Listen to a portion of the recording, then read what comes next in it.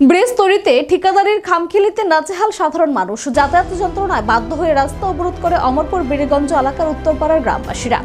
সর্বং অমরপুর রাস্তার ইন্দিরা ক্লাব সংলগ্ন এলাকায় রাস্তা অবরোধে সামিল বীরগঞ্জ পঞ্চায়েতের উত্তরপাড়ার বাসিন্দারা। সর্বং অমরপুর রাস্তার ইন্দিরা ক্লাব সংলগ্ন এলাকায় রাস্তা অবরোধে সামিল বীরগঞ্জ পঞ্চায়েতের উত্তরপাড়ার বাসিন্দারা। অভিযোগ, উত্তরপাড়া যাওয়ার রাস্তায় পাগলছড়ার উপর নির্মীয়মান পাকা বক্স কালভার্টের কাজ চলছে সম্মুখ গতিতে।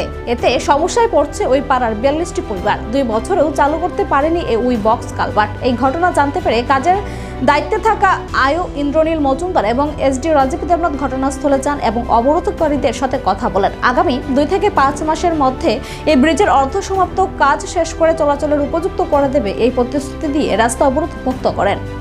সমস্যা চলাচল যাতায়াত করতে খুব খারাপ মানুষের বাড়ির মধ্যে কত ব্রিজের কাজটা আজকে 3 মাস পর্যন্ত 3 মাস বা 4 মাসের মধ্যে করার কথা ছিল, কিন্তু আজকে 2 বছর কাছাকাছি হয়ে গেছে। এখনো ব্রিজের কাজ সপ্তাহে 1 দিন করায় আর বাকি 2 মাস 1.5 মাস বন্ধ রাখে।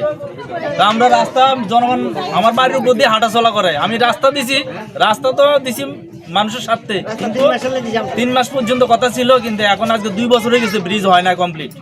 এখন আমরা রাস্তা অবরোধ করছি, এমএলএরও আমরা জানাইছি, কইছে কাজ বন্ধ হতো না, মিস্ত্রি কইছে 3 মাসের মধ্যে কমপ্লিট করে দিব।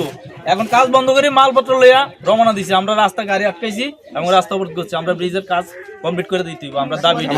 এলাকাটার নাম কি? অমরপুর, এটা হচ্ছে অমরপুর উত্তরপাড়া বীরগঞ্জ।